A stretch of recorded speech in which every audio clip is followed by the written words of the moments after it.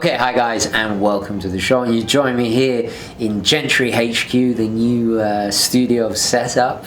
We're still working on some of the lighting and several other things here, but yeah, I thought we'd use the studio here today for a very special interview we have with Sophie Furley, who is the editor-in-chief of Revolution Switzerland. Now, of course, before we get into this, and I must add, we're going to do 2 giveaways for Seiko Saturday at the end of this video, so do stick around for that. Long overdue. I know, guys, I was waiting for some of the prizes to arrive. I wanted to make it a little bit more extra special. Now, of course, I've got to do wristwatch check, and today I'm wearing the Hoffman. Well, I refer to it as the Hoffman, named in honor of Dustin Hoffman from Marathon Man, and it is the Rolex Explorer 2. Rolex GMT Master 2. Without further ado, let's kick off the interview. And Sophie, please do tell us where you are, because it looks absolutely beautiful there. Good morning. Thank you for having me on the channel. This morning we're out by Lake Geneva. We're out here because we're going to be testing some watches today, getting wet on the water, so it's going to be a busy day for us. So tell us a little bit about where you are from. I'm originally from the UK. I came here when I was about 20. I was supposed to stay 6 months to learn French, and that was a very, very long time ago. I just love it here. I never went home. Oh, fantastic. So tell us, what was your very first timepiece? I love this question. It's a question I often ask people when I'm interviewing them too. And their eyes always light up because your first timepiece is really often what gets it all started. And for me, it was a Timex. It had a white dial, black Arabic numerals, and a bright red strap. And I would wind it up every morning before going to school. And I thought I was a bee's knees in this watch. I loved it.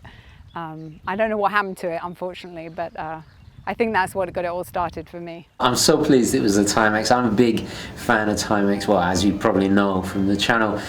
So let me ask you, what was the first piece that then got you deeper into horology? I think the timepiece that really got me interested in horology was a Roger Dubuis. I worked for the company for a couple of years, and on my first day at work, I remember walking into the office and Mr. Roger Dubuis was there. And he welcomed me, such a charming gentleman, and he passed me his watch. But he didn't pass it dial side up, he passed it like movement side up. And it had an exhibition case back, and I remember looking into this watch and just being blown away by all the different parts and how they were decorated and finished and moved. And I still have that feeling when I look at a movement. But that was the moment for me that really did it. Well, that is a priceless memory. So I'm really intrigued to know, what is your grail watch? The watch I really, really like, and I can't have it because it's completely sold out, is Van Cleef & Arpels Seasons watch. This was one of the brand's first poetic complications, and it had a disc that had an enamel of all the seasons going around, and the disc would turn, make one full rotation every 365 days. So the seasons would go, in time to the seasons, basically. And it's a beautiful watch. But the reason I really like it is that it was enameled by a dear friend of mine, Dominique Baron, who passed away a few years ago. And I remember her painting these. And I remember one particular visit where I went to her manufacturer, or her workshop, and she challenged me to find her secret signature, because every enamel artist will put a secret signature on the dial. And I could never find it. And she never told me. And I figured if I could have this watch, I would have all the time in the world to find it. And also it would be a lovely reminder of her, because she was such a beautiful, talented young woman. That is a beautiful story, and I just love it when there's a personal connection like that to a timepiece. It just makes it that much more special, and I hope one day it becomes a reality for you. And I've got to say, I'm not familiar with this complication at all, so I'm definitely going to have to research and learn a little bit more about it myself. So tell me, for somebody new into this hobby that we share and love, what is the best way, do you think, to learn more about watches? Well, read Revolution magazine, number one, and check us out on the website, revolution.watch. But no, I think, just do research, look online, watch YouTube channels like the Urban Gentry, of course, and just just research the watches you like and try and find out as much information as you can about them. So Sophie, I've got to ask, what is your favorite watch for under $1,000? Good question. There is one watch that I think is really cool. It came out about 3 years ago. It's called the Inox, and it's by Victorinox.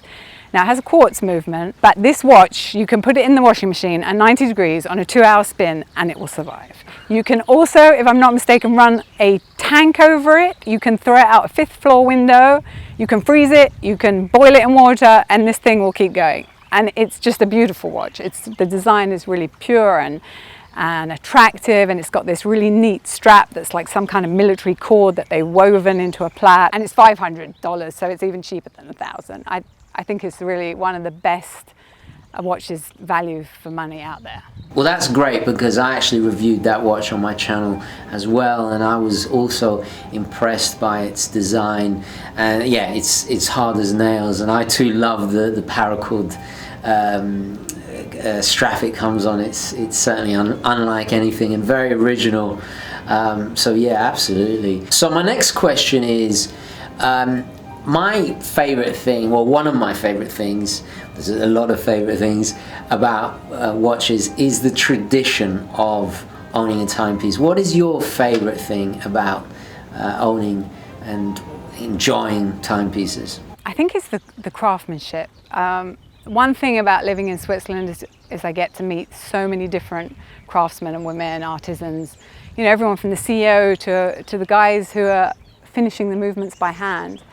And when you visit these workshops and manufacturers, you see so many different craftsmen and women, and they're all so passionate about what they do.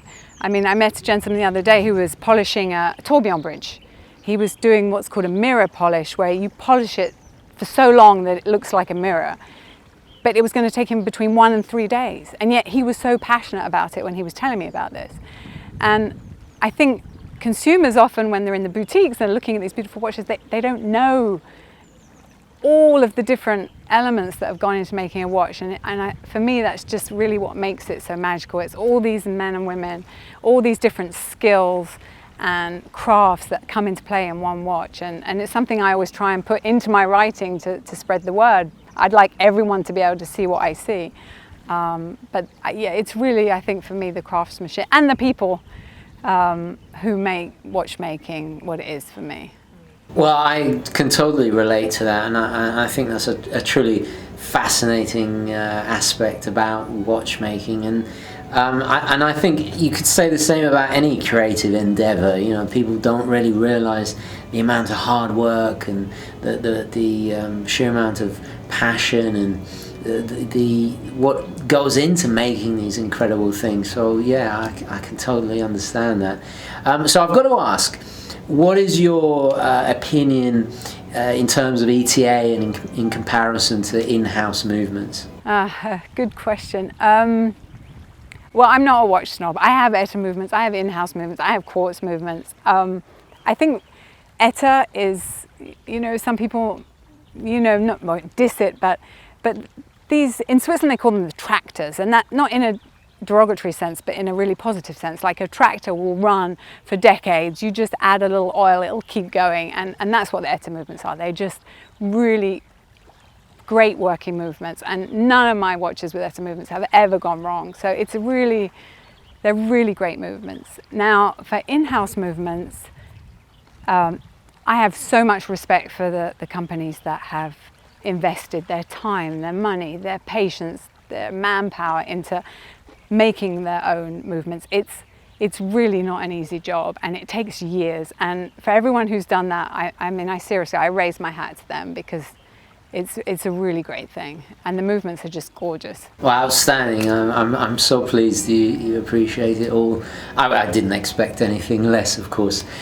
So, being an Englishman in New York, as you can see, what is it like being an Englishwoman in Switzerland? Well, this year I've been here in Switzerland as long as I was in the UK, so I'm like half and half. So I feel really integrated in Switzerland, but I'm still British. So I'll have fondue at least once a week, but I'll also have tea with milk, and I would kill for a scone and clotted cream.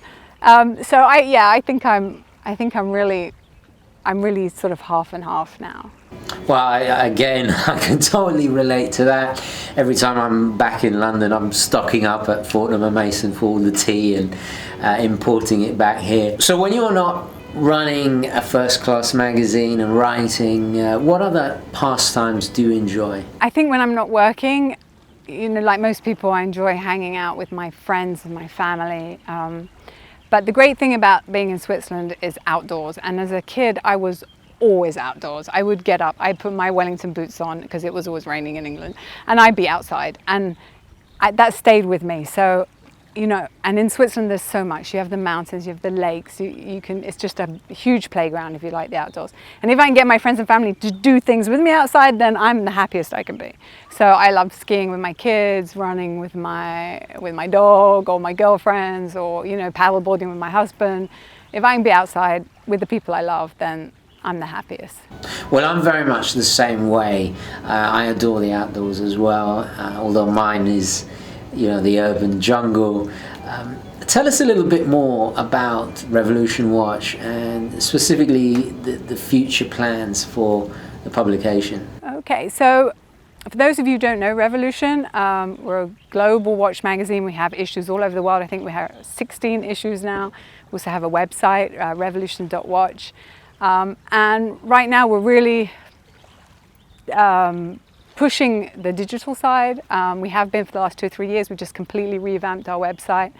But what I love about Revolution personally is that because we're global, we have journalists and photographers and videographers all over the world who contribute to the products we have. And that really is something unique, I think, for us, because we have all these talented people coming into play for one issue of a magazine. A bit like a watch, really. You have all these different arts and crafts and technology that comes into play, and it's the same for Revolution, and it's a really a fantastic company to work for. Well, thank you so much, Sophie, for taking the time to answer these questions. I'm sure the loyal gentry is going to find it very interesting. I certainly found it extremely insightful.